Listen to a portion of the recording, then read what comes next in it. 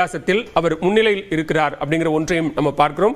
அண்மை செய்தியை பார்க்கிறோம். காட்பாடி சட்டமன்ற தொகுதியில் அமைச்சர் துரைமுருகன் பின்னடைவை சந்தித்திருக்கிறார். அங்கு அதிமுக சார்பில் போட்டியிட்ட வேட்பாளர் முன்னிலையில் இருக்கிறார் அப்படிங்கிற ஒன்றை நம்ம பார்க்கிறோம். காட்பாடி சட்டமன்ற தொகுதியை பொறுத்த வரைக்கும் அங்கு அதிமுக சார்பில் களம் கண்ட வேட்பாளர் ராமு அவர் 1179 வாக்குகள் வித்தியாசத்தில் தற்போது முன்னிலையில் இருக்கிறார் அப்படிங்கிற ஒன்றை பார்க்கிறோம். சீனியர் மினிஸ்டர்ஸ் நிறைய பேருடைய தொகுதிகளில் பின்னடைவு அப்படிங்கிற ஒன்றை பார்க்கிறோம். இப்போ வந்திருக்கக்கூடிய செய்தி ஆவடி நாசரும் அவர் போட்டியிட்ட தொகுதியில் பின்னடைவை சந்தித்திருக்கிறார். அங்கு தாவேக்க வேட்பாளர் முன்னிலையில் இருக்கிறார் அப்படின்னு கொஞ்ச நேரத்துக்கு முன்னாடி KKSS ராமச்சந்திரன் இப்போ முன்னடைவில் இருக்கிறாங்க. இதுதான் நான் சொல்ல வர்றேன்.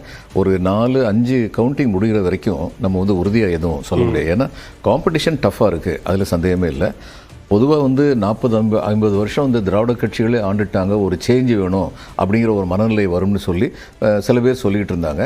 இப்போ கன்ஃபர்ம்டு ஓட்டாக இருக்கிறது டிஎம்கேக்கும் ஏடிஎம்கேக்கும் உள்ள கமிட்டட் ஓட்ஸ் மாறுற மாதிரி தெரியல.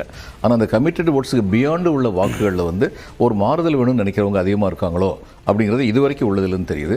ஆனால் இதை வச்சு உறுதியாக ஒன்றும் சொல்ல முடியாது. நான் ஒரு 4-5 ரவுண்டாவது முடிஞ்சதுக்கு அப்புறம் தான் சொல்ல முடியும். நிச்சயமா நம்ம மின்னணு வாக்குப்பதிவு எந்திரங்களின் அடிப்படையிலான முதல் சுற்று முன்னணி நிலவரங்களின் அடிப்படையில் எழும்பூர் சட்டமன்ற தொகுதியில் தாவேக்க வேட்பாளர் ராஜ்மோகன் 3868 வாக்குகளும், திமுக வேட்பாளர் தமிழன் பிரசன்னா 3056 வாக்குகள், வித்தியாசம்னு பார்த்தோம்னா 812 வாக்குகள்.